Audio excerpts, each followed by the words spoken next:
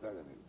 Estamos aqui de volta numa semana especialmente rica de absurdidades, incongruências, impossibilidades, idiotices, etc, etc. Não vamos poder comentar todas, mas vamos começar com uma pequenininha que dá bem a amostra do estado mental desse país e particularmente da mentalidade da nossa mídia. Se vocês olharem a revista Veja desta semana, vocês verão aqui uma foto da atriz Jane Fonda, a famosa, aqui mais uniformizada, creio que de Barbarella, ou uma coisa assim. E na notícia nós lemos o seguinte, uma declaração da atriz comentando que certa noite o marido dela, o diretor de cinema Roger Vadim, ou Roger Vadim, porque é russo e não francês, certa noite ele trouxe outra mulher para a nossa cama e eu topei. Sou muito competitiva e afinal eram os anos 60. Isto aqui então ocupa todo este pedaço desta revista. Muito bem, esta frase foi tirada de uma entrevista na qual a Jane Fonda falava de 1001 assuntos, entre os quais o principal era a famosa visita que ela fez ao Vietnã do Norte para dar conforto e diversão aos soldados vietcongues durante a Guerra do Vietnã, o que foi considerado na época um crime de traição, porque a lei americana prevê entre os crimes de guerra o, aspas, dar conforto ao inimigo. Ora, nada pode dar mais conforto do que receber afagos de Jane Fonda, que naquela época tirou fotos sentada num tanque Vietcong, abraçando soldados Vietcong e com um capacete Vietcong, e ainda fez uma série de declarações de louvor aos Vietcongs. Depois eu comento um pouco exatamente o que eram os Vietcongs, mas acontece que agora, daqui umas 2 semanas atrás, ela deu uma entrevista reconhecendo que aquilo foi um ato de traição. Quer dizer, então, evidentemente, essa entrevista é um acontecimento histórico de primeiríssima ordem, porque uma das mais notáveis pop stars do cinema americano, que durante 4 décadas apoiou ininterruptamente todos os movimentos anti-americanos do planeta, ela finalmente confessou que estava errada, tá certo? Ela fez uma declaração mais ou menos parecida com a do ator e cantor Yves Montand. Yves Montand, perguntado, em aquele tempo que você colaborava com os comunistas, juntava dinheiro com os comunistas, repetia tudo que eles mandavam você dizer na televisão, e ele respondeu com uma frase muito curta, nous étions des cons. Com só pode ser traduzido de uma maneira, nós éramos os babacas, ponto final. Então o Yves Montand, ele deu a sentença final sobre esta geração na Europa. E a Jane Fonda acaba de fazer exatamente a mesma coisa para o cinema americano. Ora, desta entrevista formidavelmente importante, o que repercutiu na mídia brasileira? Esta frasezinha de que ela foi para a cama com uma outra. Quer dizer, a mentalidade da mídia brasileira é realmente uma coisa assim que chega a ser, vamos dizer, não está além do entendimento humano, está aquém do entendimento humano, porque é tão estúpida, tão fora do mundo, tão fora de medida com a realidade, que nós ficamos até perplexos, não sabemos o que fazer. Quer dizer, a mulher faz uma declaração de importância histórica e no meio disto uma revista que está entre as mais destacadas, tá certo, da mídia brasileira, que é Veja, né, seleciona esta frase, né, sobre este negócio da mulher ir para a cama com a outra. Fala, não é possível. Quer dizer, é a falta total de critério jornalístico. Isto raia realmente a estupidez. E eu tenho assinalado esses fenômenos há anos, porque eu estudo muito a história cultural dos povos, a história das mentalidades, e comparo o que está acontecendo no Brasil com o que aconteceu em outros países e em outras épocas. E eu confesso para vocês que fenômeno de estupidez generalizada, como nós estamos vendo aqui no Brasil, quer dizer, não tem realmente similar. A única coisa que se parece um pouco foi o que aconteceu na Alemanha entre as duas guerras, né? A Alemanha estava, vamos dizer, dividida entre os dois grandes movimentos revolucionários de massa, o socialismo internacional, o comunismo, e o socialismo nacional, o nazismo. E no meio desta disputa ideológica entre facções que no fundo eram bem parecidas, tá certo? A inteligência humana foi se deteriorando rapidamente porque, vamos dizer, a paixão política e a ilusão política predominavam sobre o exercício normal das faculdades cognitivas humanas. Então, nesse período, houve um escritor notabilíssimo chamado Karl Kraus, que ele editava um jornalzinho que saía 3 vezes ao mês, saía 10 dias, chamado Die Fackel, a Tocha, onde ele ia documentando a ação mental alemã através da degradação da linguagem. No Brasil, a própria expressão degradação da linguagem é compreendida de maneira degradada, porque as pessoas entendem que degradação da linguagem significa apenas que as pessoas estão escrevendo fora da gramática. Porque se fosse só isso, não seria problema nenhum. Mas acontece que a linguagem é um meio pelo qual nós conseguimos, vamos dizer, dar uma objetividade aos nossos estados interiores e dizer o que percebemos, declarar o que percebemos, de modo que estados psicológicos que poderiam passar fugazmente e não ser sequer percebidos, eles podem ser percebidos e podem se tornar objeto de conhecimento graças à linguagem. De modo que uma degradação da linguagem, então a perda de domínio da linguagem, denota uma perda da capacidade de conhecer o nosso próprio estado, de conhecer a nossa própria consciência. Esta degradação da linguagem denota, então, vamos dizer, uma degradação da personalidade inteira, uma degradação da consciência. No Brasil, atualmente, eu não conheço nenhuma pessoa, além de mim mesmo, que esteja preocupada em observar isso, e não acredito que na nossa universidade inteira haja pessoas capacitadas para observar este fenômeno, mais ou menos como fez Karl Kraus. Por exemplo, Karl Kraus, naquela época, ele fez uma imensa coleção, um mostruário, tá certo, de absurdidades e incongruências da sociedade alemã, que apareciam, então, na mídia, nos discursos parlamentares, até nos sermões das igrejas, etc. E colocava aquilo tudo no jornalzinho dele, de Fackel, que a chama ou a tocha, né? E com isso ele compôs vários livros depois, um dos quais o mais famoso, talvez o mais notável, seja esta peça, Os Últimos Dias da Humanidade. É uma peça que, diz ele, foi escrita para as plateias do planeta Marte. Tá certo? As plateias do planeta Marte, não só porque é uma peça que duraria 10 horas se fosse encenada, né? Mas porque, diz ele, o público deste mundo não seria capaz de suportá-la, pois é sangue do seu sangue e o conteúdo é o de todos esses anos irreais, impensáveis, inapreensíveis, anos em que personagens de opereta interpretaram a tragédia da humanidade. Então, este imenso documentário da estupidez humana colecionado por Karl Kraus, do qual uma parte ínfima compôs esta peça gigantesca, é o único análogo que eu posso encontrar para o que está acontecendo no Brasil. Tá certo? Esta semana,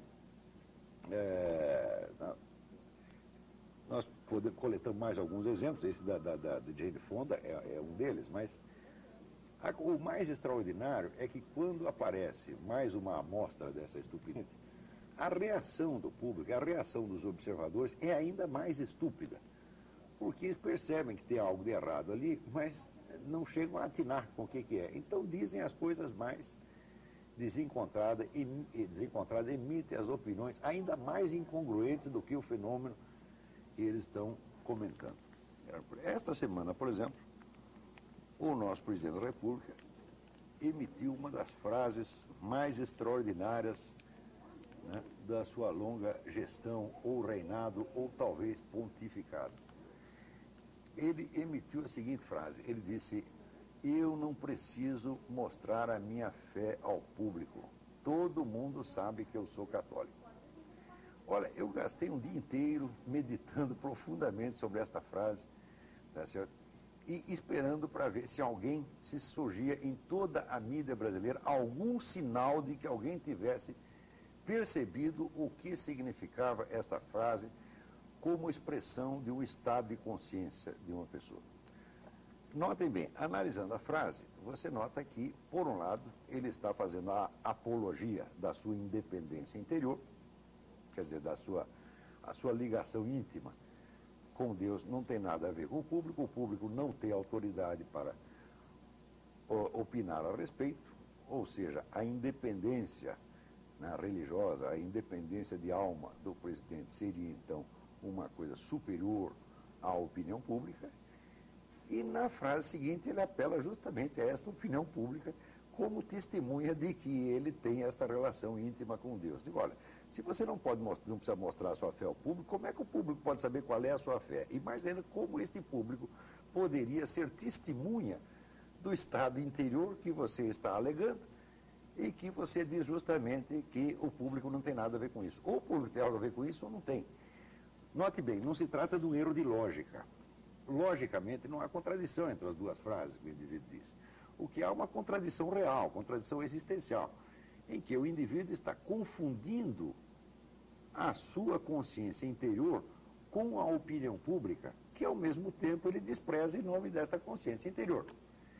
Isto é evidentemente um estado de total inconsciência. O indivíduo não tem consciência de si mesmo. E por isso mesmo, ele pode descrever o seu estado em termos tão antagônicos, no qual nós, a opinião pública, somos ao mesmo tempo o intrometido que não tem nada a ver com as relações dele com Deus e a grande e única testemunha que vai provar que ele tem esta relação com Deus. Ou seja, o indivíduo está completamente destrambelhado. Isso não quer dizer que ele esteja louco. Claro que ele não está louco, ele sabe agir com racionalidade, muitas coisas. O que falta, evidentemente, o que um fenômeno como esse denota, é a total falta de consciência moral, quer dizer, a incapacidade de julgar os seus atos e a incapacidade sequer de se apreender a si mesmo como autor de seus atos. Quer dizer, é um estado altamente patológico, mas não de patologia mental. Isso é o que se chama sociopatia. Ele tem uma doença da consciência moral, ele não é capaz de se identificar como o sujeito de seus atos. Ele confunde o sujeito e o objeto. Mais ou menos como num plano mesmo de doença mental, o esquizofrênico diz que ele é você. Tá entendendo? Então, para esse senhor Lula, também, né, nós, ao mesmo tempo, somos, vamos dizer, a plateia intrometida, que não tem nada a ver com as relações íntimas dele com Deus, e a única testemunha de que essas relações existem. Eu fiquei esperando dias e dias para ver se alguém se dava conta da anormalidade do estado mental necessário para pronunciar esta frase e ninguém percebeu. Ou seja, porque a frase é de tal modo desencontrada que ela paralisa a inteligência do espectador exatamente como a inteligência do emissor da frase está paralisada no momento em que diz isso. Quer dizer, ele não sabe o que está dizendo e quem está ouvindo não sabe o que está ouvindo. Só que isso não aconteceu entre duas pessoas ou numa família, isso aconteceu para milhões de pessoas ao mesmo tempo. Porque isso é um fenômeno gravíssimo. Karl Kraus, se estivesse vivo, pegaria isso como uma verdadeira joia da sua coleção de monstruosidades cognitivas, tá entendendo? Como não tem Karl Kraus aqui, então eu mesmo pego e coleciono. Agora, o Karl Kraus passou anos fazendo isso e colecionando isso. Eu coleciono esporadicamente, eu pego um exemplo ou outro aqui. Porém, passados uns dias, o mesmo cidadão, o senhor Luiz Inácio Lula da Silva, ele vai a Roma, ele então se comunga sem confessar, isso é, profanando, né, o ritual cristão, e após ter profanado, após ter cometido esse pecado, ele se justifica dizendo que ele pode cometer este pecado, porque ele é um homem sem pecado. Ora, houve gente que se escandalizou dele dizer que é um homem sem pecado, porque isso é evidentemente uma blasfêmia, né? Agora, pouquíssimo, esse é uma blasfêmia, um desrespeito total para com a igreja, etc, etc. Porém, o importante não é isso, o importante não é que ele tenha blasfemado. O importante é que ele tenha dito que é um homem sem pecado, justamente como justificativa para o pecado que ele estava cometendo naquele mesmo momento. O que denota a mesma falta de consciência moral. Quando eu digo falta de consciência, é o seguinte, cada ser humano, o ser humano não é composto apenas, vamos dizer, de peças independentes, de mecanismos independentes, que cada um faz o que quer na hora que quer. O ser humano tem um centro. Esse centro agente é aquele que tem o poder de pronunciar a palavra eu e dizer eu acho isso, eu fiz isso, eu pretendo aquilo, eu quero aquilo mais, eu sinto tal ou qual coisa, tá certo? Ora, o fato é que esse cidadão, no momento, ele está sem esta consciência de eu. Quer dizer, as várias frases que ele emite são totalmente desligadas umas das outras e não há um centro responsável que possa responder pelo que ele diz ou faz. Isso é um estado extremamente anormal. Quando o cardeal arcebispo do Rio de Janeiro, Dom Eusébio Scheid, disse que o Lula não é católico, é caótico, ele foi muito otimista. Porque isto não é uma questão apenas de caos. Em caos, todos nós podemos ficar. Tá certo? Quando nós temos tendências, todos nós temos tendências desencontradas, todos nós temos contradições dentro de nós. Tá certo? Todos nós queremos, né? O famoso verso de Shakespeare, this man's gift and that man's scope. Quer dizer, eu tenho o talento deste, mas eu tenho o objetivo daquele. Né? Isso é assim, eu tenho um grande talento para a música, mas eu queria ser pintor. Tá entendendo? Então, essas contradições existem realmente dentro de nós. Nós queremos coisas desencontradas. Né? O sujeito quer, ao mesmo tempo, quer casar e ficar solteiro, né? Ele quer se realizar no trabalho sem precisar trabalhar. Todos nós temos essas coisas. Mas acontece que essas contradições, elas em nós geram tensões. Tensões por quê? Porque nós temos um centro decisório e um centro julgador, tá certo? Que percebe essas tensões e sente, né, a contradição que está vivendo. Mas esse Lula não sente absolutamente nada, tá certo? Ele pode ter todas as tendências contrárias sem sentir nada. O que significa, obviamente, que ele não tem este centro decisório, que é um homem vazio, que não há uma presença humana ali, há apenas uma máquina de falar, há apenas um boneco de ventríloco sem ventríloco. Tá certo? E isso é uma coisa extremamente grave, porque este estado anormal, tá certo, denota uma perda do verdadeiro estatuto humano. Ser um ser humano significa ter um eu consciente, ser capaz de responder aos outros, ser capaz de ser autor consciente de seus atos e ser capaz de julgar-se. Então, eu não considero que o senhor Lula está abaixo da responsabilidade do cargo, ele está abaixo das exigências mínimas da condição humana. O ser humano tem que ser capaz de julgar-se a si mesmo. Quando ele tem uma contradição, ele tem a obrigação de perceber a contradição e de sofrer por ela e lutar para resolvê-la, mesmo que não consiga. Está compreendendo? Quer dizer, a tensão, vamos dizer, entre o bem e o mal, entre forças opostas, é o que caracteriza o ser humano. Mas essa tensão, ela existe e ela dói porque o ser humano tem este centro-agente. O seu Lula diz as coisas mais desencontradas e absurdas sem sentir nada, nada, nada, nada. Quer dizer, no instante do pecado supremo, tá certo? Da profanação e da blasfêmia, ele com toda a inocência diz que não tem pecado. Se ele dissesse isso num momento ou outro qualquer, poderíamos dizer, ele está bêbado, etc, etc. Mas no momento mesmo em que está cometendo o pecado, então isso denota total falta de conexão entre seus atos e sua consciência. Ou dito de outra maneira, não tem consciência. Um tipo deste jamais poderia dirigir um posto de gasolina. Eu não entregaria a ele o meu cachorro para ele tomar conta. Eu não entregaria uma dúzia de ovos para ele tomar conta. Né? E, no entanto, entregaram o país. Entregaram o país por quê? Precisamente por o homem ser totalmente oco, por não haver nenhuma consciência humana por trás dos atos dele. Ele pode ser uma superfície em branco na qual cada um projeta o que quer. Quer dizer, um vota no Lula porque acha que ele é comunista e vai fazer a revolução latino-americana. Outro vota nele porque acha que ele é o conservador que vai parar a revolução latino-americana. Está compreendendo? Um vota nele porque ele é o pobrezinho, né, que nasceu de mãe analfabeta, etc, etc. Né, e outro vota porque ele acha que, que o Lula é o maior líder da América Latina. Eu digo, você não pode ser ao mesmo tempo um pobrezinho desamparado e o grande líder mundial. Né? Mas, como o Lula não é nada, como ele não responde pelo que faz, como ele não tem este centro que você possa identificar e saber o que ele está, qual o conteúdo efetivo de consciência dele, como ele não tem, então pode-se projetar qualquer coisa nele.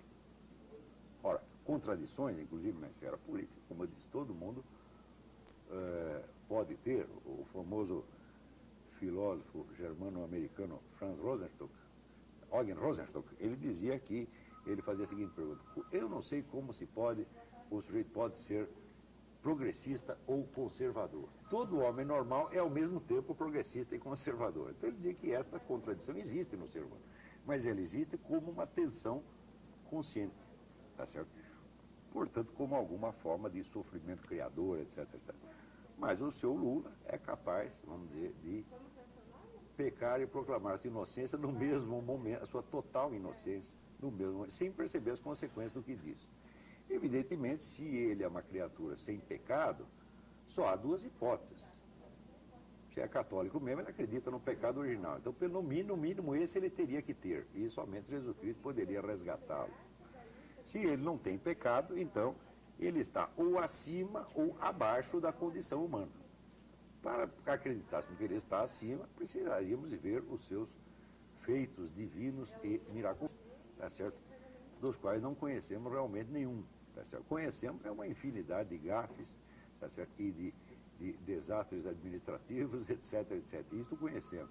Conhecemos feitos, comportamento suspeito, conduta suspeita, como essa dele no Foro de São Paulo, tá certo? Que durante 12 anos, né, ou 12 ou 15 anos, dirige as reuniões da entidade coordenadora da estratégia comunista na América Latina, e depois faz de conta que nada disso existe.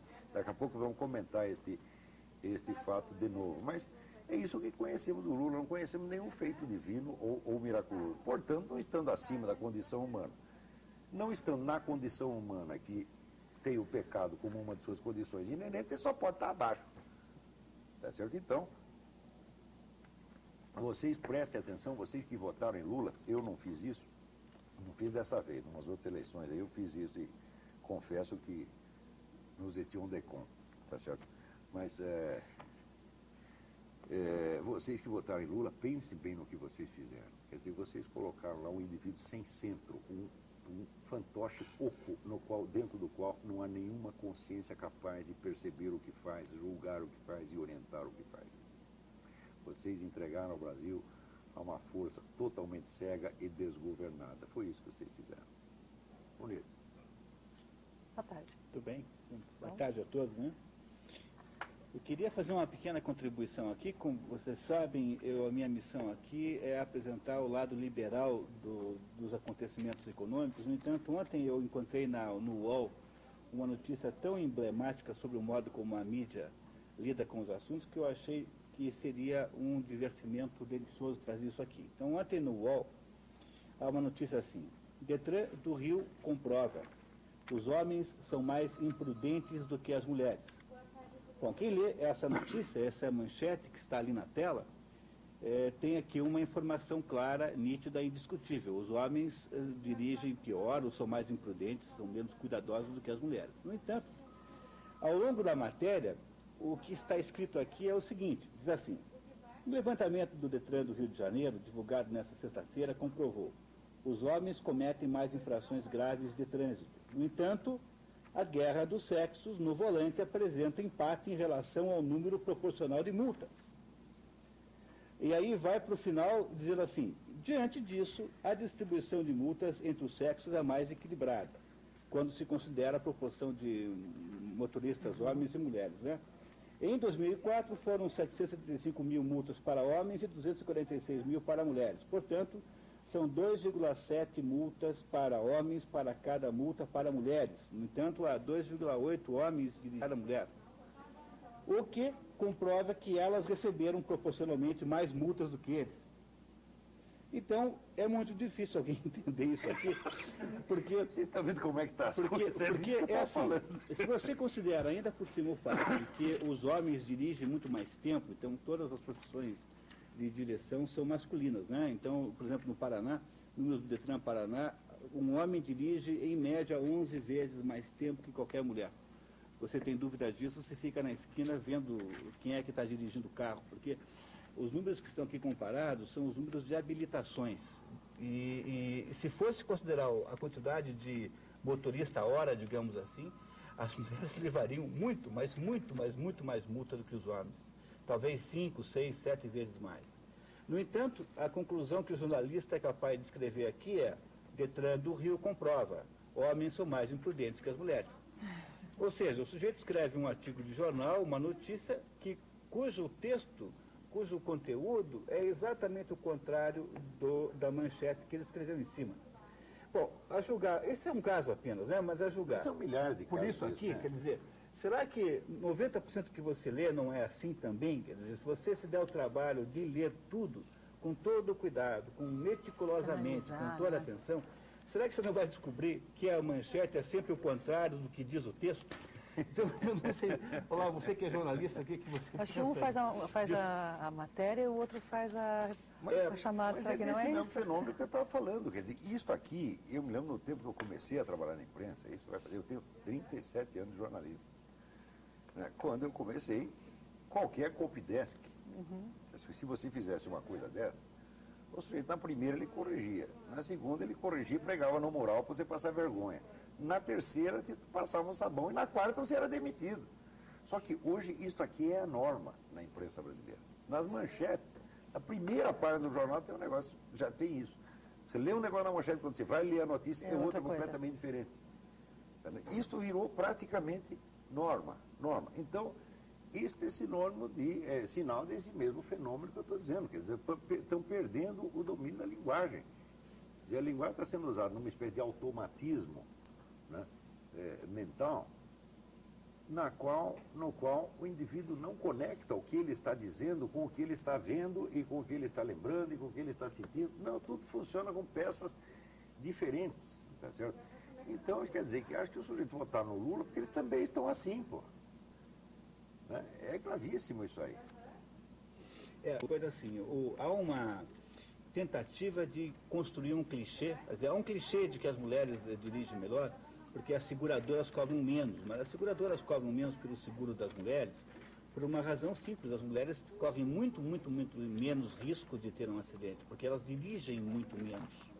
Não, mas acho que o homem é mais arrojado, a mulher é mais cuidadosa, veja, tem isso também. Mesmo dentro do... uma certa idade, né? Porque as meninas mais jovens também... Não, é assim, quer dizer, os homens são mais agressivos, é verdade, mas o fato indiscutível aqui, matemático, estatístico, é que as mulheres têm menor risco de correr acidentes, porque quando sai uma família, de modo geral, quem dirige é o homem. Quando alguém vai para a praia, de modo geral, quem dirige é o homem. Todos os homens dirigem muito mais tempo que as mulheres. Todos os motoboys são homens. Essa desgraça chamada motoboy é uma desgraça exclusivamente masculina, por exemplo. Então é assim... Não, existe algumas mulheres já, motoboy. Muito poucas, né? Muito poucas. Então é assim, você tem uma realidade que é o fato de que os homens correm mais risco do que as mulheres, isso significa que eles têm mais acidentes. Porém, quando você traz para o âmbito da comparação estatística proporcional, você descobre que não é bem assim. Quer dizer, os homens não dirigem pior que as mulheres, eu acho que nenhuma mulher é capaz de achar isso de verdade. Não. Talvez elas digam por uma razão política, mas de achar de verdade não é. No entanto, a imprensa é prisioneira de um clichê, que é um clichê meio para fazer média com as mulheres, um pouco para parecer politicamente correta. Qual seria o sentido de alguém inventar uma manchete dessa aqui? Seria fazer você ser politicamente correto, quer dizer, falar mal dos homens é bom, falar bem das mulheres é mal. Ninguém ousaria fazer isso, porque pegaria muito mal. Quer dizer, eu gostaria muito de enfatizar isso agora aqui, concordando com o Olavo, que o principal processo pela qual essa turma que está aí está produzindo a confusão que está produzindo, do qual ela retira benefícios eleitorais, é produzir esse tipo de notícia em que há dois estímulos contraditórios um com o outro, e você então pega apenas aquele que está enfatizado, e o fato de que ela está desmentida, a informação está desmentida pelo próprio corpo da notícia não tem importância nenhuma, porque a probabilidade de que alguém lê é menor e a probabilidade daqueles que leram bem também é menor, e, portanto, o sujeito confuso acaba ficando com aquilo que parece mais conveniente do ponto de vista mental. Eu acho que essa é uma técnica de desinformação jornalística típica. Eu imagino que seja uma das obrigações do nosso programa aqui, contar para você que isso existe, e aqui está apenas um exemplo disso. Certamente. Agora, note bem, quando a gente vê um fenômeno desse, a gente já não sabe mais se é desinformação proposital ou se é simplesmente que os hábitos da antiga desinformação, vamos dizer, projetados e se tornaram coisa normal na imprensa. Quer dizer, o sujeito não precisa ter, hoje em dia, ele não precisa mais ter o propósito de desinformar para ele fazer uma coisa dessa. ele já faz no piloto automático. Isso já virou, de certo modo, está endêmico. Tá certo? E aí é que a coisa fica realmente perigosa. Isso quer dizer, quando a mídia hoje descreve um fato, invertendo a realidade em 180 graus, o leitor já não está habilitado a perceber. Por exemplo, você pega aqui a revista Veja e diz: o arcebispo do Rio de Janeiro que critica de forma ofensiva o presidente Lula, sem que ninguém entenda o seu impressionante destampatório. Agora, o Lula acabou de fazer o insulto mais violento que alguém já fez à Igreja Católica no século XX. E eu acho que nem Stalin e Adolf Hitler fizeram uma coisa dessa. Que o senhor tem que ter a cara de pau de entrar na Santa Sé, entrar na Basílica, comungar sem ter confessado e declarar que fez isso porque não tem pecado. Isso é um insulto terrível. E o que o arcebispo falou foi até delicado. Diante disso, o sujeito é caótico. Ele não é caótico, tá certo? Ele é um indivíduo que está num estado de inconsciência que o torna um instrumento dócil e também inconsciente de qualquer satanismo. O Lula é um satanista inconsciente, é isso que ele é, não é caótico. Quer dizer, o indivíduo que faz uma coisa dessa, ele está diluindo na população a sua consciência cristã. Porque a consciência de pecado é a essência do cristianismo e também do Islã. Saber que nós temos pecado, tá certo? Saber que nós somos imperfeitos e que nós precisamos estar continuamente nos abrindo para Deus, para que Ele aumente o nosso círculo de possibilidades. Quer dizer, o pecado, o erro nos fecha no destino. Quer dizer, ele cria um automatismo, um mecanismo automático que nos prende àquilo que se chamaria, vamos dizer, na Índia, o karma. Quer dizer, o que é o karma? É o peso total das suas ações passadas, tá certo?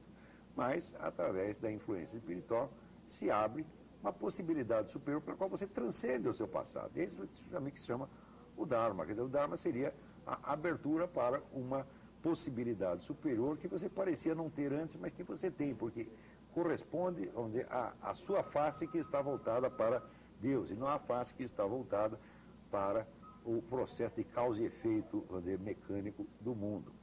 Então, todo ser humano está submetido a este jogo do karma e do dharma, que também seria, equivale mutatis mutandis, é o jogo do pecado e da graça no cristianismo. Absolutamente todo ser humano. Agora, o seu Lula, ele entra na Igreja Católica, entra no templo máximo da Igreja Católica, como um ser superior, que diz: eu não tenho pecado, eu não tenho nada a receber de vocês aqui, tá certo? Eu não estou precisando desse Deus para absolutamente nada, ele não precisa me absolver de nada, eu sou tão bom quanto ele, tá certo? Ele faz isso, e ainda, esta revista sem vergonha, porque a Veja, não é porque a Veja denunciou o negócio do Foro de São Paulo, da FARC, que ela se tornou um órgão decente. Não, esta revista sem vergonha, anticristã militante, tá certo? Que mente contra a Igreja Católica toda semana, tá certo? Vem dizer que o bispo fez, o arcebispo criticou de forma ofensiva. Não é ofensivo dizer que é caótico. Eu digo que o Lula é um satanista inconsciente, digo e provo. Se o seu Lula quiser me processar, por isso eu digo: ó, o que o senhor fez é satanismo inconsciente mesmo. Declarar que está acima do pecado, no instante mesmo que você está comungando sem confessar, no instante mesmo que você está profanando o rito, tá certo? É o suprassumo de inconsciência satânica que pode se aproximar da alma de um sujeito que um dia foi batizado. Quer dizer, um indivíduo desse, ser chamado de caótico, é um eufemismo. Agora, esta revista quer dar ao público a impressão de que foi o cardeal que exagerou. Agora, o país está tão podre que é capaz até do cardeal se acovardar e pedir desculpa, quando ele teria obrigação de explicar, em termos de doutrina teológica, a mais rigorosa possível, por que ele está dizendo isso e por que o Lula é mais do que caótico. Quanto a esse seu Severino Cavalcante, esse tipinho desprezível que vocês estão vendo aqui, tá certo? E que diz que o cardeal arcebispo aqui está louco, esse também não sabe o que é loucura, porque se você não é capaz de identificar a falta de consciência moral do autor daquela frase que nós analisamos no começo, e deste ato, tá certo, absolutamente incongruente, de declarar que está sem pecado, se você não é capaz de perceber que este é o louco, e que quem diz que quem vê este como caótico está perfeitamente na normalidade e na realidade, então louco é você. Então aqui, seu Severino, louco é você. Além de louco, é burro. Além de burro, é puxa-saco. Porque o senhor está vamos dizer, cuspindo em cima da igreja, como se a igreja não tivesse o direito de julgar, vamos dizer, a conduta pública dos seus fiéis, ou pelo menos aqueles que dizem que são fiéis, e como se a máxima medida da moralidade pública fosse a presidência da República, de um país insignificante do terceiro mundo, tá certo? Onde há ainda ao lado uma instituição ainda mais insignificante, que é essa que o senhor preside, tá certo? E como se isto fosse autoridade em matéria teológica. O senhor Severino, o senhor vai dar palpite nos seus assuntos provinciais, que o senhor é um caipira burro, tá certo? Não está sabendo de coisa nenhuma. Não digo que o senhor subiu em cima da chinela, o senhor subiu estratosfericamente acima da chinela, dá palpite nisso. Muitas Tem perguntas. pergunta para nós? Muitas perguntas, comentários. Antes da pergunta, eu queria lembrar uma coisa. Tem um cidadão que a semana passada escreveu dizendo que nós três somos os três patetas e ameaçando de vir bater na gente aqui. Eu digo, olha, meu amigo, isso é uma grande imprudência da sua parte. O senhor já viu o filme dos Três Patetas? É aquele negócio de martelada na cabeça, alicate no nariz, né, maçarico no traseiro. Pô, o senhor está correndo grave risco que o senhor vai aqui. Amanhã mesmo eu vou comprar um poodle. Deixar lá em casa no jardim. Poodle? Tanto medo que você está, né? Deixar lá em casa no jardim. Tudo se proteger. Pois é, o Cacá Camargo, que é presidente da Juventude Progressista de São Paulo, ele enviou um e-mail, ele já havia enviado um que você respondeu para ele, que ele queria participar mais ativamente do Mídia Sem Máscara. Ele diz que é um anti-esquerdista, admira muito o trabalho de vocês e gostaria de saber se vocês estão ligados a algum partido político. Não. Deus nos livre e guarde. Tem que responder como Miguel de Unamuno convidaram ele para entrar no partido. Ele disse, partido não, só inteiro. E as pessoas que parabenizaram o programa, o Cacá Camargo de São Paulo, a Anabel também de São Paulo, Frank McMullen Jr., Alexander e Dalva. Agora tem uma muito interessante aqui, Olavo, que diz o seguinte, a Janaína do Bigorrilho, que ela é formada em comunicação social e formanda de direito. É inconcebível uma pessoa vir a público na TV e falar esses absurdos que o senhor Olavo está falando. É por isso que esse programa tem um ibope tão baixo. Deixa eu ver aqui. Tem o nome da senhora aqui? Tem. Janaína do Bigorrilho. A senhora é deformada em comunicação social e deformanda em direito. A senhora é muito burra, tá? Não tenho que responder isso aqui, porque a senhora não disse nada. A senhora disse apenas que está brava. Isso aqui é o que se chama jus esperneando. A senhora está muito brava conosco, mas nós não estamos nem bravos com a senhora, entendeu? A senhora não faz a mais mínima diferença. E o nosso ibope talvez seja baixo, mas o seu é mais baixo ainda. Provavelmente. O Adalva também por e-mail. Vocês assistiram ao coletivo que o presidente deu por ocasião da morte do Papa? Então, o jornalista perguntava uma coisa e ele respondia a outra. Pode um presidente não entender o que se pergunta? Mas não é que ele não entende o que se pergunta, ele não entende o que ele fala, ele não entende o que ele faz. Não é exatamente disso que nós estamos falando. Isso é um fato extremamente grave. Eu entendo que a dona Janaína, com o seu QI 12, não seja capaz de entender a situação. Tá certo? Né? A maturidade de um bebê de 3 anos, a pessoa não vai entender realmente isso. É preciso ter estudado um pouco, precisa ter meditado um pouco e precisa ter condição de comparar. Tá certo? Condição, sobretudo, de apreender a linguagem como expressão do estado interior do indivíduo. Tá certo? E saber distinguir o que é, vamos dizer, às vezes, um mero erro de lógica, que todos nós podemos fazer, tá certo? Do que é uma incongruência existencial real. Eu sei que essa dona Janaína e outros tantos nem estão sabendo falando, e por isso mesmo ela acha absurdo porque ela não entende. Mas eu jamais tive a pretensão de que essas pessoas nos entendessem. Eu estou falando para pessoas inteligentes, tá? Olha, agora o José Pedro de Santa Cândida diz que o senhor foi muito feliz ao fazer o comentário quanto à gafe do presidente Lula em relação à fé. Em função do conhecimento, o presidente Lula se inclui entre os que, abre aspas, fé demais, fecha aspas. Né? E a Margarida do VV, só de dizer que não é pecador, o Lula, né, ele já está pecando por mentir. E pior, mas pior ainda, por dizer isso no momento, para justificar o pecado que estava fazendo naquele mesmo momento. Quer dizer, olha, você vê, o Jânio Quadros, aqueles 2 pés andando cada um numa direção, era mais congruente do que o Lula. Porque pelo menos tinha um conflito, quer dizer, tinha um pé para cá, outro pé para cá e o Jânio Quadros no meio. Agora, o Lula é o seguinte, tem um pé para cá, outro para lá e não tem nada no meio. E o professor Hélio do Centro pergunta para o Olavo se você já leu a obra Escutas a Ninguém, do autor William Reich. Escutei. O William Reich foi um belíssimo tipo. Né? Ele fez estudos importantíssimos sobre a circulação de energia no corpo humano. e iniciou uma série de pesquisas que ainda continuam, são muito frutíferas, né? E o Vilhena Braga passou por várias fases. Ele primeiro foi comunista militante, depois foi anticomunista, depois foi para os Estados Unidos, depois ficou contra os americanos, e no fim ele ficou louco. Mas a loucura final dele, acho que em parte foi efeito das suas próprias pesquisas. Ele está mexendo com assuntos extremamente, vamos dizer, explosivos e perigosos, mas de qualquer modo eu considero o Vilhena Braga uma espécie de herói, desbravador do desconhecido, o qual se deu muito mal no meio das pesquisas. Mas o famoso Zé Ninguém, a que ele se refere neste livro, que é um livro, não é um livro de psiquiatria, é um livro de polêmica, tá certo? Ele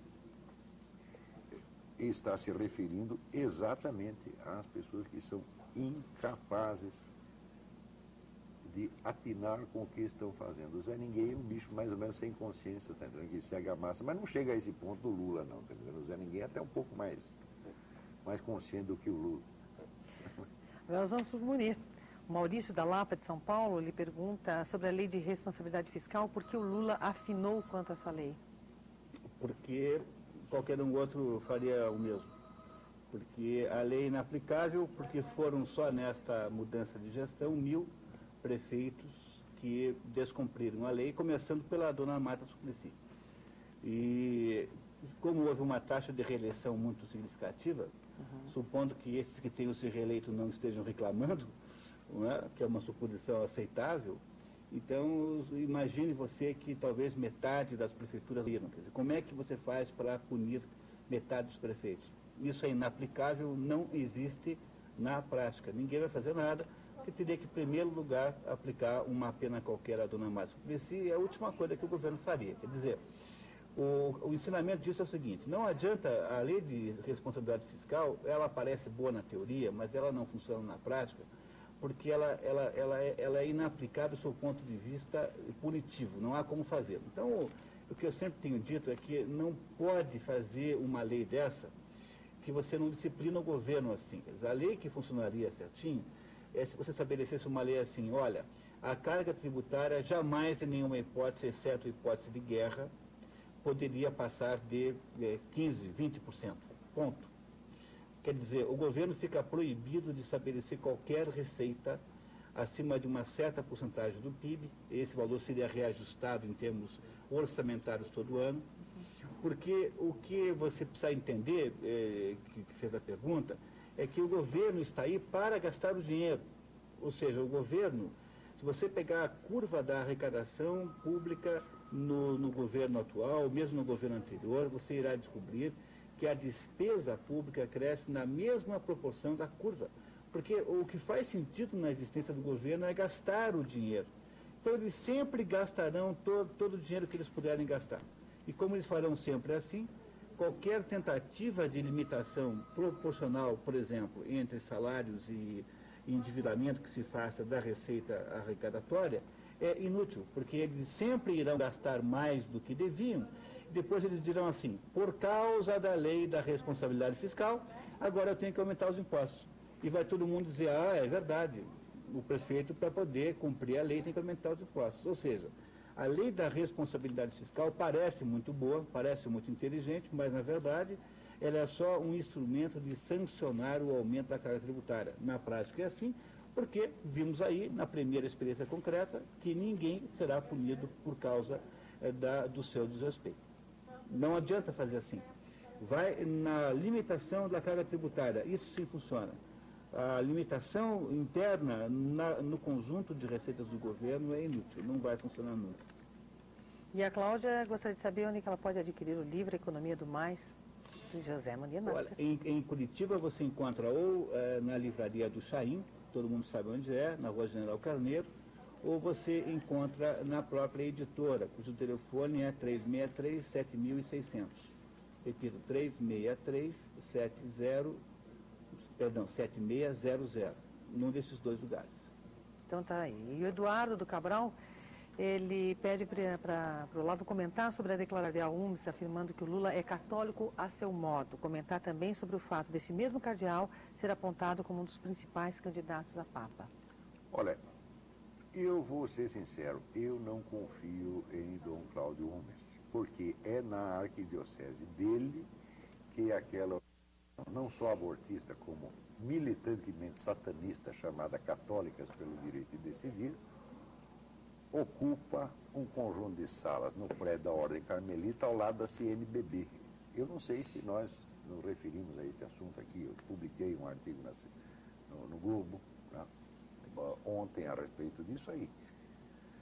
Existe essa organização chamada Católica pelo Direito de Decidir, que é o braço nacional de uma organização americana chamada Catholics for a Free Choice, que se dedica nominalmente a fazer propaganda do aborto, a apoiar os movimentos abortistas, continuando a se dizer católica.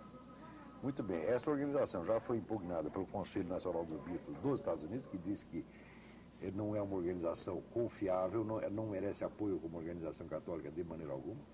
No outro extremo, foi condenada pelo Conselho dos Bispos de Chiapas, que é uma região rebelde esquerdista do México. Esses também disseram que essa organização não presta de maneira alguma, que as mulheres que acompanham não são católicas, que elas já se excomungaram a si mesmas. Tá certo? E eu encontrei na revista delas, né, páginas e páginas de odes a Lúcifer e odes ao ídolo bíblico Baal. Quer dizer, a pessoa que faz isso, essas efusões de satanismo entusiástico, né, e que depois que é católico está rindo da nossa cara. Tá certo? Quer dizer, são satanistas mesmo. E se a Ordem Carmelita, mais o arcebispo, mais a CNBB permite a presença dessa gente lá no meio deles, de modo que se confundam com a imagem da igreja, então, para mim, são todos suspeitos de cumplicidade com isso. E esse é o Cláudio Umes, se não está cúmplice, ele é muito mole, tá certo? E eu vou falar o português, claro, não gosto dele não. Não sou capaz de julgar um por um, não sou eleitor de Papa, tá certo? Às vezes é possível que um sujeito que não presta absolutamente, sendo eleito Papa, seja dirigido pelo Espírito Santo, isso não é impossível, tá certo? O Espírito Santo pode se utilizar de qualquer um de nós, de mim, de você, né? Ou até do Fernandinho Beiramar, se quiser fazer um milagre, usa qualquer um como instrumento, tudo isso é possível, tá certo? Mas eu preferia que não fosse não. E a Soraya diz que o seguinte, ela pede para você comentar, para que o Lula seja um bom presidente, seria necessário bons exemplos. Mas o Lula não apreenderia os exemplos, ele não capta. Ele não capta o que ele capta, a diferença. Quer dizer, entre a independência da consciência íntima e o testemunho da opinião pública, se ele não é capaz de perceber esta diferença, ele não percebe a diferença entre ele e o outro. Tá certo? Ele está totalmente desligado, ele está no piloto automático, não tem consciência mesmo. Eu não estou brincando, isso é um estado psicológico muito peculiar, muito estranho. Tá certo? Não é exatamente doença mental, não é, mas é um tipo de sociopatia, sim. E o Freitas pergunta lá se você já leu ou conhece o livro Em Nome de Deus, sobre o Papa João Paulo I, e diz que ser proibido. Eu esqueci o nome do sujeito. Esqueci o nome. Não, esse é o do David Yallop. Esta aqui fala de uma conspiração para matar o João Paulo I. Tudo bem, essa hipótese não é impossível, mas veja, por que as pessoas prestam tanta atenção a uma conspiração possível, tá certo? Uma hipótese de conspiração para matar o João Paulo I, tá certo? E não presta a mais mínima atenção à conspiração efetivamente realizada pela KGB para matar o João Paulo II. Tá certo? Quer dizer, que importância tem a hipótese do Yallop, que diz que alguém foi lá e alguém pode ter envenenado o João Paulo II, mas o fato é que alguém deu 2 tiros em João Paulo II, pô. E quem foi que deu o tiro? Agora se revelou, papéis da Alemanha Oriental confirmam a hipótese levantada já na época pela repórter das seleções, Claire Sterling, de que a operação tinha sido planejada pela KGB e realizada pelo Serviço Secreto Búlgaro. Tá certo? Ela lançou este livro, o livro fez um grande sucesso na época e depois todo mundo abafou. Agora, 2 dias antes da morte do Papa, você vê, é um acontecimento de alta significação simbólica, 2 dias antes da morte do Papa, se abrem lá uns documentos da antiga Alemanha Oriental e se confirma então que foi a KGB mesmo que planejou. Por que ninguém fala disso? Por que conspirações imaginárias, tá certo? Como a famosa conspiração a CIA para matar o Kennedy, tá certo? Que foi exatamente o contrário, né? E por que as pessoas gostam tanto dessas coisas, falam tanto disso, e quando aparece a conspiração real, comprovada, ninguém quer falar. No caso do Kennedy, por exemplo, a própria KGB, o próprio dirigente da KGB confessou que passou documentos falsos para o diretor de cinema Oliver Stone para induzi-lo a acreditar nessa história que depois ele filmou. Então o filme todo, vamos dizer, é uma fraude induzida pela própria KGB, né? Então a pessoa costuma ver a presença universal da CIA. A CIA é 1000 vezes menor que a KGB, pô, não dá para comparar as duas coisas, né? Então essa ideia já apareceu no filme Poderoso Chefão também, uma conspiração de capitalistas malvados para matar o Papa, etc, etc.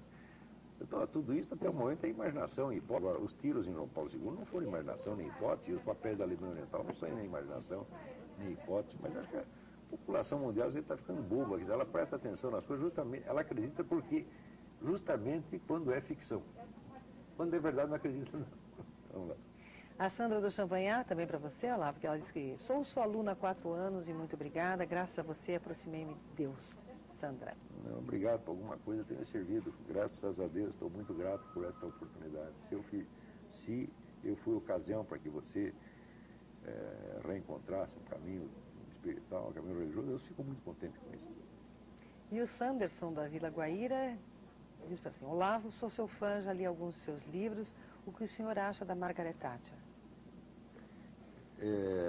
Bom, a Margaret Thatcher, ela e o Reagan marcaram uma etapa e, sem dúvida, fizeram um grande trabalho ao demonstrar de novo ao mundo a viabilidade, vamos dizer, de algumas linhas conservadoras em economia, tá certo? Propiciaram, vamos dizer, um progresso enorme para os seus respectivos países e, no fim das contas, deram um exemplo. Mas note bem, mas eu não sou assim thatcherista fanático, eu nunca cheguei a ser um fã da Margaret Thatcher, como nunca fui fã do Papa, entendeu?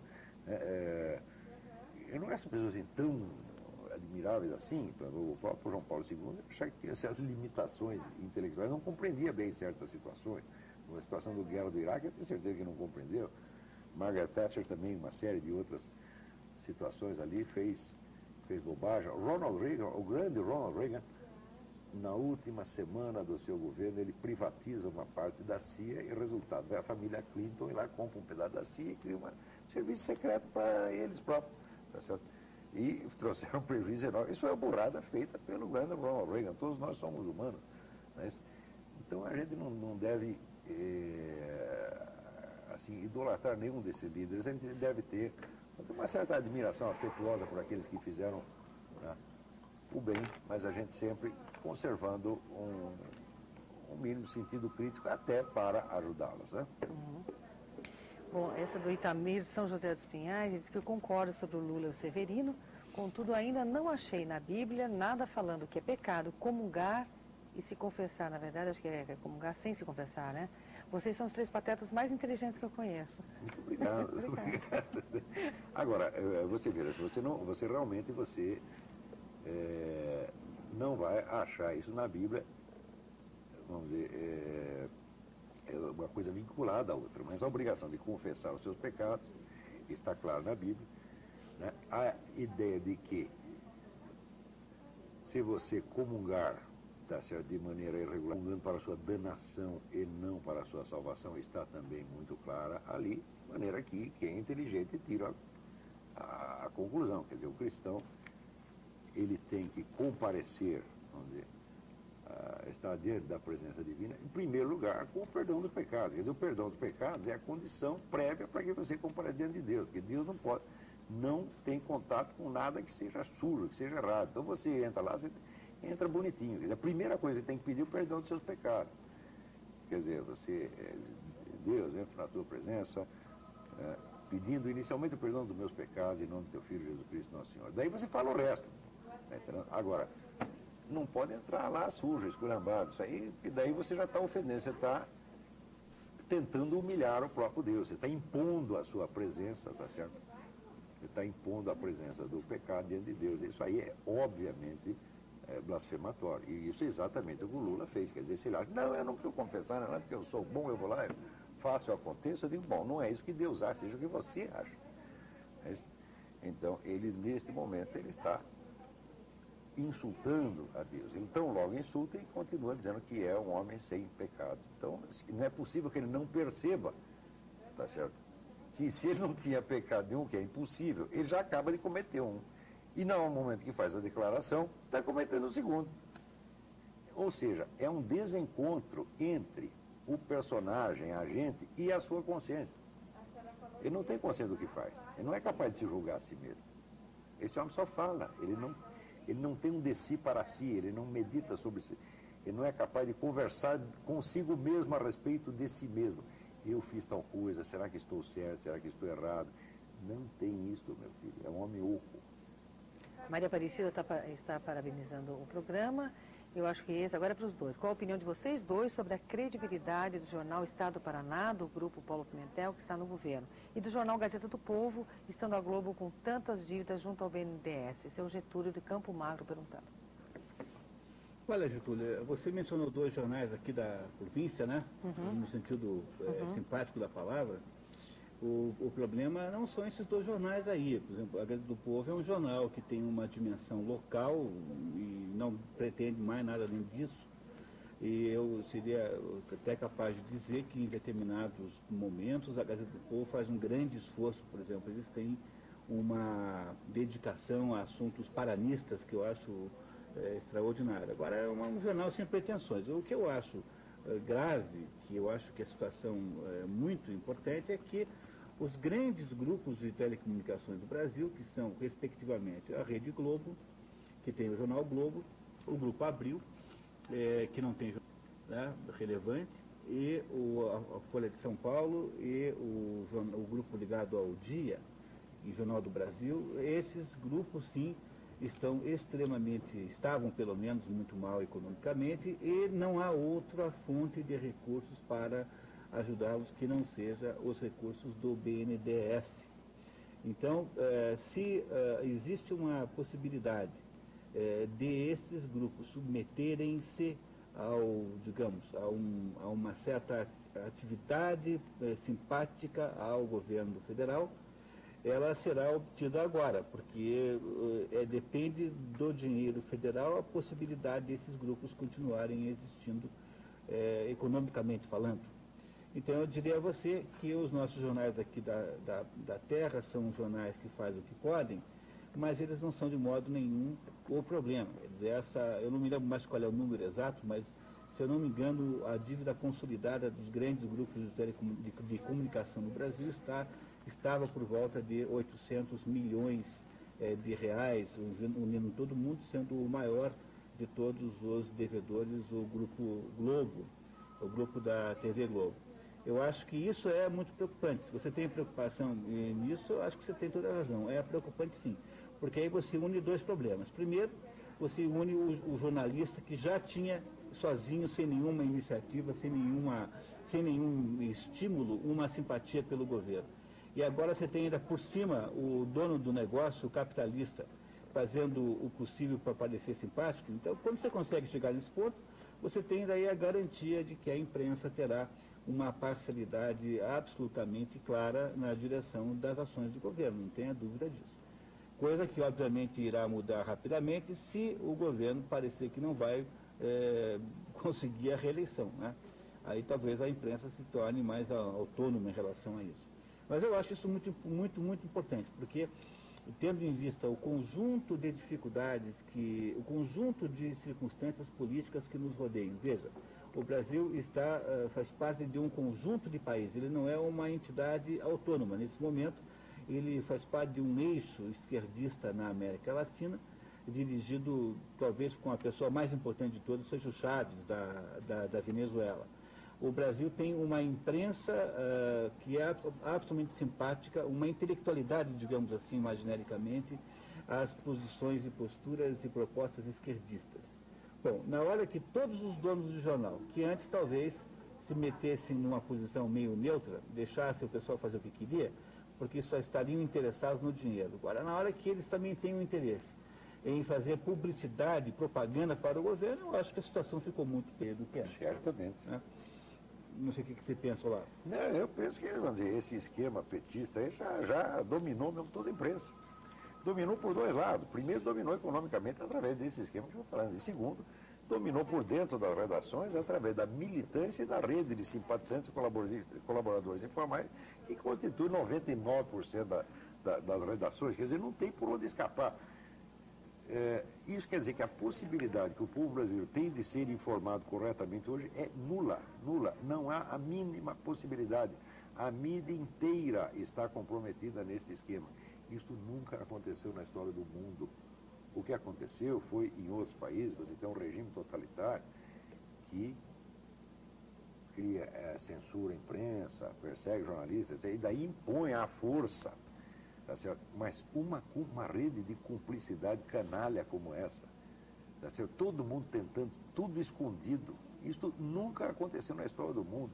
Isso é a coisa mais sem vergonha da história da mídia mundial. Nunca aconteceu uma coisa desse tipo. Você quer ver um exemplo? Procura no jornal, nosso jornal Mídia Sem Máscara, www.mediasemmascara.org, a reportagem do Fábio de Andrade chamada O Volátil Furo de São Paulo. Quando o Mídia Sem Máscara começou a pegar material do site do Foro de São Paulo para noticiar o que estava acontecendo na discussão da estratégia comunista latino-americana, todo mundo disse que nós estávamos inventando e que aquilo não existia, que não existia Foro de São Paulo nenhum.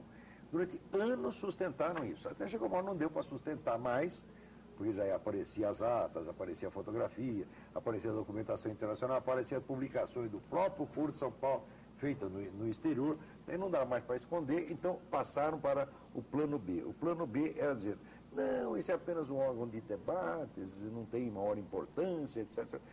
Se não tem maior importância, como é que reúne 84 partidos, 84 organizações poderosas todo ano, tá certo? Gastando dinheirão para fazer esta reunião e fica dias lá discutindo e no fim emite resoluções que são diretrizes obrigatórias para todos. Como é o fórum de debate, se é apenas um fórum de debate, se emite resoluções e essas resoluções têm poder decisório para 84 organizações. Ora, o Lula, como presidente do Foro de São Paulo, quer dizer que ele, sendo o presidente, ele comandava o foro e, portanto, era ele que emitia diretrizes para essas 84 organizações. Isso tem sido escondido, foi escondido durante 10 anos, agora não dá mais para esconder, então, o que decidiu? Começa a sumir com as atas do foro, os documentos do foro. Só que o Fábio foi rastrear e pegou, vamos dizer, em sites de arquivo que tem na internet, rastreou, descobriu que o site do Foro de São Paulo é uma parte do site do... Então, quer dizer, uma ocultação desse tipo, na qual praticamente todos os jornalistas têm sido cúmplices, isso nunca aconteceu, isso é uma vergonha para a história do nosso país. Isso é um país de gente vendida, subserviente, muito baixa, está entendendo? Nós não estamos, veja, o governo não é um governo tirânico que esteja nos obrigando a fazer isso ou aquilo. Não, o governo simplesmente compra as pessoas e elas se oferecem, às vezes compra até de graça. Quer dizer, a pior corrupção é que ela quer de graça. Quer dizer, o sujeito, tendo em vista que amanhã ele pode receber um favor, ele já faz, né? A vigarice de graça oferece, é brinde. Tá certo? Os nossos jornalistas estão oferecendo, vendendo a sua consciência como brinde para o partido governante. Tá certo? Até quando fazem alguma denúncia, atenuam a denúncia de modo que o povo não perceba a verdadeira gravidade. Até esse barulho que fizeram em torno dos famosos 5 milhões de dólares da Farc, eu digo, que importância tem receber 5 milhões de dólares da Farc comparado a 15 anos de cumplicidade política com as Farc, meu Deus do céu. 5 milhões de dólares é apenas uma propininha, né? Comparado com 15 anos de cumplicidade com entidades genocidas, assassinas, terroristas, isso não é nada. Então você denuncia o crime pequeno para você ocultar o grande. Tá certo? Veja, esta coisa que eu mencionei agora do Papa, do atentado contra o Papa, que a imprensa brasileira toda pegou esses documentos da Alemanha Oriental que comprovavam a autoria do atentado pela KGB, todas publicaram em notinhas deste tamanho. E quando o Papa morreu 2 dias depois, não voltaram ao assunto. Ou seja, estão todos amortecendo, eles não querem que você se lembre da história do que foi o comunismo. Para quê? Para que a história possa se repetir. Vocês estão todos enganando vocês. Entendeu? Quer dizer, isto aqui um dia será cobrado, o futuro vai cobrar desta gente. Tanta mentira, tanta covardia, tanta vigarice. Tá certo? Quer dizer, você viver sob uma situação opressiva, onde você tem uma ditadura, um governo tirânico que te encosta o revólver na cabeça, te obriga a mentir. Digo, tudo bem, você mente, mas agora ninguém está encostando o revólver, então o tempo que querem, porque são cúmplices. Tá certo? E eu vivi sob situação de censura no tempo da ditadura. Tá certo? Então, se proibia a notícia, a gente inventava um jeito de passar a notícia, sempre acabava saindo. Agora não.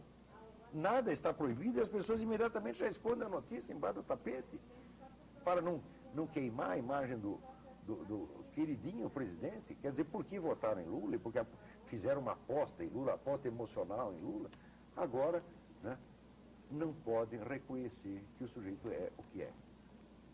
Quer dizer, nunca um país abdicou tanto da dignidade da sua inteligência como está acontecendo, como está acontecendo agora. O que ocorre no Brasil de hoje, talvez não dê nem para contar. É mais ou menos como esse negócio que diz o Karl Kraus, quer dizer, estes anos irreais, impensáveis, inapreensíveis, inacessíveis para a memória e só conservados em algum sonho sangrento, anos em que os personagens de opereta interpretaram a tragédia da humanidade. Esses camaradas não são nem personagens de opereta no sentido europeu, são personagens de teatro e revista. Né? Vamos lá. Olha, eu queria até pedir desculpas para os nossos telespectadores, porque nós encerramos às 4h30 as perguntas, né? Porque senão não dá tempo da gente responder tudo. Porque, na verdade, a Janaína, né, ela disse que a gente não tem embora, mas tem pergunta aqui para 2 programas já, né? Então a gente tem que encerrar às 4h30, senão não dá tempo de responder. A Janaína, todo mundo presta atenção nela. Bom, Ninguém faz nada sem consultar a Janaína. O Messias do Portão, ele quer agradecer ao programa pelos grandes temas tratados, assim como não existem elogios que possam ser usados para vocês 3. Muito obrigada ao Messias do Portão. Os 3 patetas agradecem. Os 3 patetas agradecem. E o Stanislau do Xaxim, ele disse, Olavo, senhor Olavo, o que o senhor entende como consciência e como se dá a consciência? Olha, existe uma história do famoso pseudo-guru, era um charlatão espiritual, mas um charlatão espiritual muito cheio de senso de humor, Jorge Gurdjieff, e ele conta que um dia ele disse para um aluno, olha, você não tem consciência moral nenhuma. E aí no dia seguinte o sujeito disse, olha, eu fui procurar no dicionário o que era consciência moral, não achei não. A minha resposta para o senhor é mais ou menos essa. Se o senhor não sabe o que é consciência, eu não vou poder lhe explicar. Então tá, o Marino Jardim Social, ele diz que precisamos de mais mídia sem máscara. Parabéns. A imprensa em geral goza de imunidade tributária, artigo 150. Essa imunidade teria como fim que a imprensa trabalhasse no sentido de trazer cultura e desenvolvimento social ao povo. No entanto, a preocupação é apenas com o faturamento. O senhor tem toda a razão. Não é só faturamento, não. Eles querem mais coisas, querem vantagem política, querem outro tipo de poder, querem ser o próprio Estado. Quer dizer, as novas gerações de jornalistas foram educadas na ideia de que eles são agentes de transformação social. Antigamente, o jornalista repórter era um sujeito que era pago para fazer um serviço e ir lá contar o que aconteceu. Agora não. Agora você é uma espécie de governante. Você é o agente que vai transformar a sociedade e vai transformar a sociedade, que eu saiba, são os políticos que você votou para isto. Agora, o jornalista não.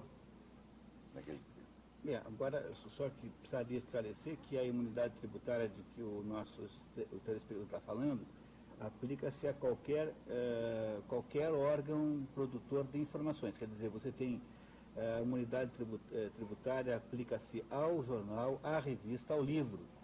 E ela é a imunidade sobre os impostos de venda, tanto do papel quanto do produto pronto. E o objetivo dessa imunidade, que está na Constituição brasileira, é facilitar o acesso das pessoas à informação, quer dizer, reduzir a carga tributária, diminuindo o custo dos livros, revistas e jornais, digamos assim. Então, embora o princípio disso tenha sido muito bem intencionado, ele pode, obviamente, servir tanto ao bem quanto ao mal, né? No entanto, ela é mais ampla do que a imprensa, ela atinge toda a produção editorial ampla, lato sensu, digamos assim. E o Marco de Almirante Tamandaré, ele pede para comentar sobre o governo do ex-presidente Bill Clinton. Olha, hoje mesmo eu estava lendo um livro que se chama Intelligence Failure, quer dizer, fracasso do serviço de inteligência, em que mostra que o desmantelamento do serviço de inteligência durante a gestão Clinton tornou absolutamente inviável a defesa norte-americana, resultando, portanto, na vulnerabilidade americana no tempo do 11 de setembro. Tá certo? Então, O que foi feito durante o governo Clinton, nesse sentido, é hoje que as pessoas estão começando a se tocar, porque foi tanta coisa ruim que foi feita ali, cujos efeitos ainda se observam hoje, tá certo? E praticamente, você vê, ele desmantelou, paralisou o serviço de inteligência, fazendo com que ele criou uma comissão,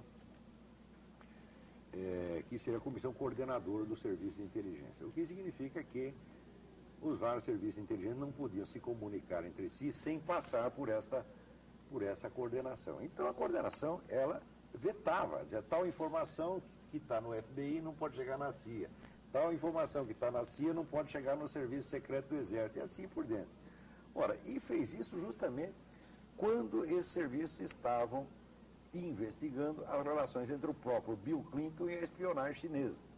Quer dizer, o indivíduo, para encobrir o seu envolvimento com a espionagem chinesa, que é o que facilitou as coisas para os espiões chineses no laboratório nuclear de Los Alamos, e que depois recebeu uma enorme contribuição de campanha, na campanha seguinte, a contribuição de uma estatal chinesa, é muito grata, evidentemente.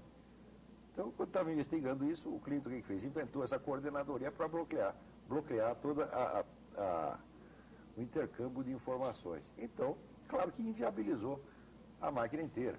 Então, esse negócio do 11 de setembro, por exemplo, ou depois o vexame que apareceu no negócio das armas de destruição em massa, né? Não, as armas de destruição em massa estão lá, não estão lá. As armas de destruição em massa tinham sumido, que tempo, né? Então o exército entrando lá e procurando as armas, não estão mais aqui, quer dizer, foram feitos de trouxa realmente. Não que não devesse ter invadido o Iraque, devia sim, de qualquer maneira, mas a ideia de que ia encontrar lá as armas de destruição em massa, que naquela altura já estavam na Síria, no Irã, fazia anos, né? Então, os americanos foram feitos de palhaço. Você foi feito de palhaço por quê? Pelo Clinton. Entendeu? No caso da famosa Operação Colômbia também, quer dizer, oferecer à Colômbia aquela ajuda para combater o narcotráfico, com a condição de que não mexesse na guerrilha. Resultado, os cartéis acabaram, a guerrilha se tornou todo poderosa. Vai dizer que o Clinton não era capaz de calcular esse efeito? Claro que era. Calcular. Então, a gestão Clinton,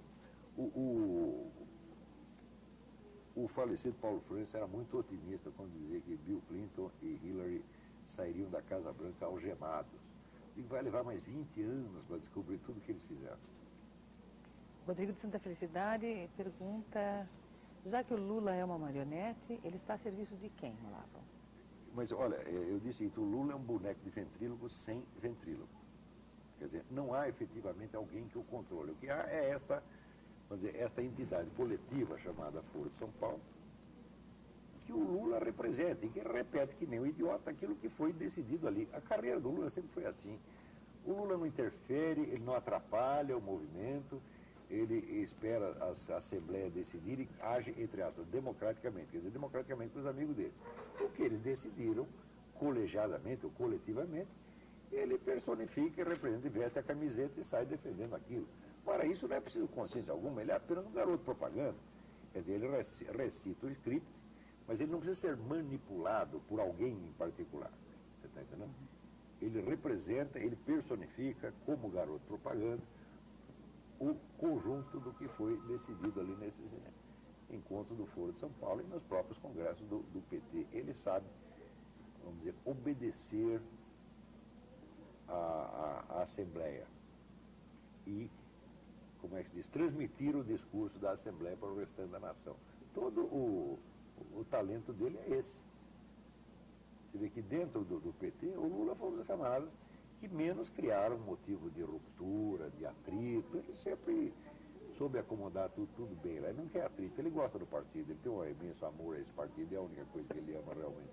Talvez a Dona Marisa também, não sei. Espero que sim. E o professor Antônio da Boa Vista, ele pergunta o seguinte, será que não devemos voltar à máxima de Voltaire, abre aspas, não concordo com nenhuma frase que você falou, mas morrerei defendendo o seu direito de falar, fecha aspas. Ou seja, ao invés de ficar uns atacando os outros, devemos achar uma solução. Liberalismo e conservadorismo não é contraditório? Dizer exatamente o contrário. Né? Ele não disse que é para entrar no acordo, ele diz que você tem que defender o direito, defender o direito de falar. Se quer falar contra mim, você tem todo o direito de falar, como essa dona Janaína está agora, falou, depois escuta, pô. Agora, o ponto interessante é a retomada daquela velha confusão. Então, eu sempre tenho dito aqui, que o que nós chamamos de liberalismo não é liberalismo. A gente chama de liberalismo um certo neoliberalismo, que nada mais é do que uma estratégia socialista.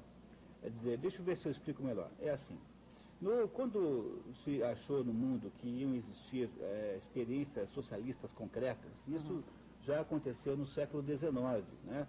Hoje a famosa Comuna de Paris, tentativas assim episódicas. No fundo, tudo começa com muito mais precisão histórica na Revolução Francesa, que já é, de certo modo, já uma espécie de embrião disso tudo. Ao longo do século XIX, há várias experimentações. Quando chega no início do século XX, um país significativo, a Rússia, então, transforma-se num país comunista. E isso, não só por força do exemplo, mas também por causa da habilidade do Lenin em fazer a publicidade disso, este fato transforma-se numa espécie de tentação europeia. Naquele momento, então, a Europa, de certo modo, pega fogo. Quando você estuda a Guerra Espanhola foi uma guerra continental na prática. Todo mundo se meteu, o México, inclusive. Todo mundo viu naquela guerra uma espécie de grande contraposição entre o modelo capitalista, que seria representado pelo Franco. Isso eu estou dizendo assim, eu sou ponto de vista da opinião pública, porque o Franco também não era nenhum pró-capitalista. O Franco era só um sujeito um pouco truculento, mas religioso, católico, que achava que não tinha que ter bagunça. Era uma mentalidade assim de caserna mais do que qualquer outra coisa. E um grupo que achava que o governo dito legalista da Espanha representava a próxima experiência socialista na Europa. Então, perceba que no início do século XX, há uma tentação europeia de estabelecer outras experiências comunistas. No entanto, já no século XIX, um grupo de socialistas muito inteligentes dizia assim, olha, esse negócio da gente fazer o comunismo como a apropriação pelo Estado dos meios de produção e transformação das empresas em empresas estatais, ou seja, da apropriação dos meios de produção por meio do Estado e a criação, então, de um país de funcionários públicos, mais ou menos assim. Já que, sob o ponto de vista dessas pessoas, a General Motors era ruim, então eles queriam, na verdade, criar uma espécie de General Everything, que é o comunismo, né? Quer dizer, o que é o comunismo? É General Everything, né? Quer dizer, tudo é estatal, é uma firma só. Bom, e essa turma diz assim, olha, isso é uma fria, não vai nisso, porque isso não vai dar certo. Esta gente que defendia é chamada de socialistas fabianos. E a expressão fabiano, ela é dada em homenagem a um general romano chamado Fábio Cunctátor, que é o sujeito que defendeu Roma contra Aníbal, o cartaginês, e que, de certo modo, impediu que Roma fosse destruída, porque o Aníbal poderia ter ganho, nunca se sabe por que não fez o último golpe de misericórdia, mas ele fez o máximo.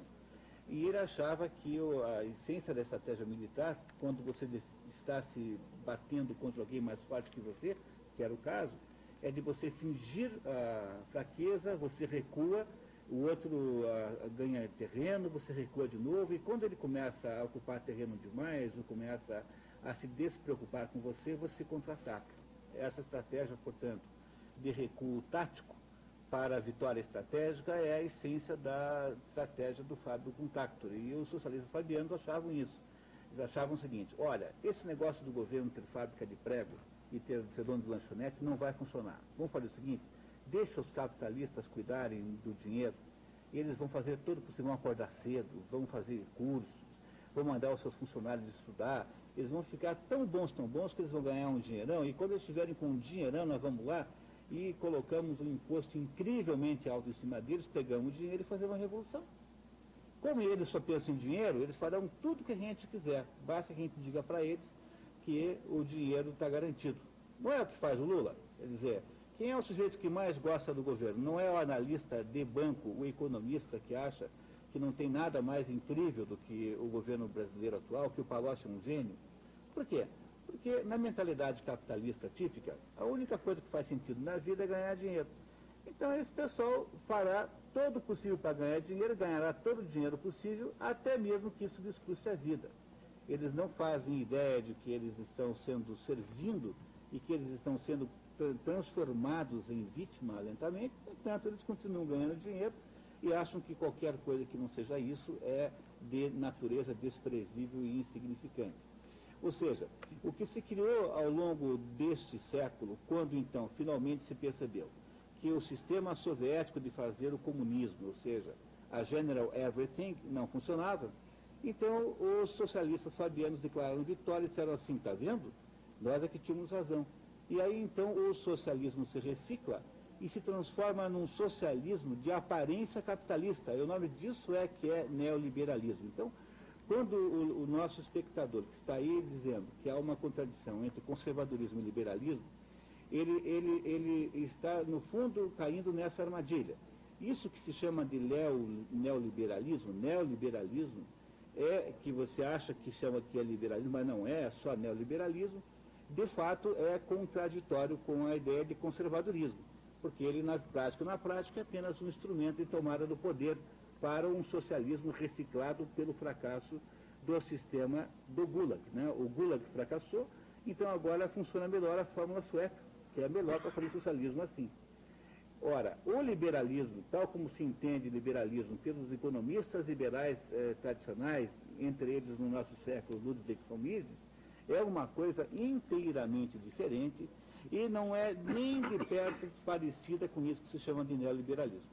Então, há uma absoluta coincidência entre liberalismo e conservadorismo, sim, mas há uma total contradição entre essas duas coisas e o novo socialismo que existe hoje e a sua formatação econômica chamada neoliberalismo. Por isso que nós dizemos aqui que achar que liberalismo e neoliberalismo é a mesma coisa é igual a achar que o mico-leão dourado é uma espécie de leão, ou que o porquinho da Índia é uma espécie de porco, ou que o porco-espinho seja alguma espécie de suíno. Não há nenhuma ligação nessas duas coisas, só que as pessoas não sabem, porque a cultura econômica é muito baixa, e aí criou-se esse mito, esta ideia completamente equivocada, de que isso que se chama de neoliberalismo, que de certo modo a Margaret Thatcher iniciou até, digamos, ingenuamente, tá? Possa parecer alguma coisa com aquilo que é propugnado pelos grandes liberais da história, pelos grandes economistas que pensaram, a partir de Adam Smith, por exemplo, que a ação humana é indelegável, ou seja, a essência do liberalismo clássico é que a ação humana é indelegável e os seres humanos são responsáveis pelo próprio destino. Então você é o primeiro responsável pela sua segurança, por isso é que você devia se rebelar contra o desarmamento civil, você é o principal responsável pela sua aposentadoria, você é o principal responsável pela solução do seu problema econômico pessoal. Se todas as pessoas pensam assim, cria-se uma sociedade de prosperidade. No entanto, se a gente acha que o responsável é o outro, então nós vamos delegar esse assunto para o Estado. E o Estado é um altruísta sem vergonha, porque é aquele sujeito que fica dizendo para você que ele só quer o bem dos outros, do próximo, e no fundo, ele só quer o bem dele mesmo. Então, o que o Estado fará é, já que você delegou a ele a responsabilidade sobre a sua própria vida, ele fará isso com o seu próprio dinheiro. Mas como ele é muito incompetente e, no fundo, não quer resolver coisa nenhuma, ele precisará de quantidades cada vez maiores de dinheiro para fazer isso. E é por isso que, junto com o tal do neoliberalismo, há uma tendência no mundo a um aumento absolutamente exorbitante da carga tributária. Ou seja, só existe neoliberalismo com tributação expropriativa. Não é possível ter essas coisas desvinculadas uma da outra. Quer comentar alguma coisa? Olha, explicação excelente. Eu nunca vi isso explicado tão bem assim. Não, em suma, o neoliberalismo não passa de um novo nome do velho socialismo fabiano. E o socialismo fabiano, embora parecesse diferente do socialismo soviético, não era senão o outro braço do socialismo soviético. Por quê? Hoje se sabe que a sociedade fabiana, que foi fundada por um casal inglês, Sidney e Beatrice Webb, tá certo? Quando se abriu os arquivos de Moscou, se viu que quase todas as instruções para a direção da sociedade fabiana vinham de onde? Do governo soviético. Então eles não eram socialistas antissoviéticos, não, eles eram outra espécie, era um outro braço da atividade socialista, comandada pelo mesmo central soviético. O que ainda vai reforçar o que você está dizendo aí. Bom, nós temos agora, acho que uns 3 minutinhos só, mas acho que dá tempo para botar uma última pergunta. E olha, sobraram muitas perguntas, acho que vamos deixar para a semana que vem, né? Semana que vem a gente já faz essas que estão aqui. O Francisco do Centro pergunta, já que está sendo Eu tenho uma feito... coisinha que eu queria dizer. Então lembrar. tá, dica. Antes, é importante. Dica. O Mídia Sem Marca está entre os 3 finalistas do Prêmio IBEST desse ano, tá certo? Nós não nos candidatamos, a candidatura apareceu sozinha, tá certo? E todos os nossos 10 concorrentes são entidades ricas, com apoio político, etc. E o Mídia Sem Marca, não sei como, foi parar entre os 3 finalistas. Nunca pedimos voto a ninguém, mas agora estou pedindo.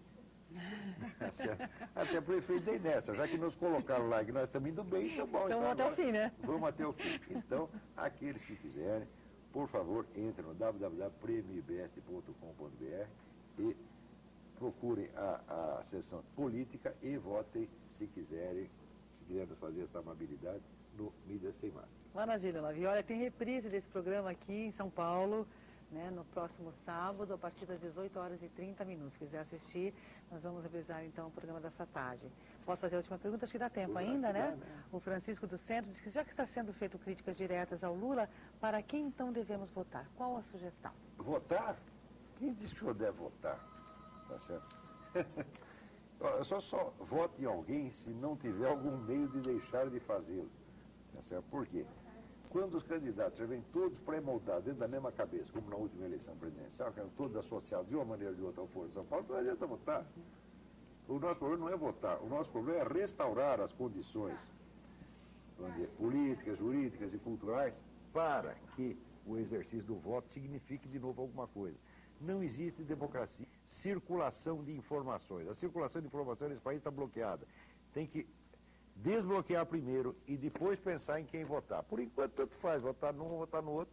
Agora, se houver, de fato, de novo a circulação de informações, de novo a confrontação, tá certo, de opiniões, aí sim.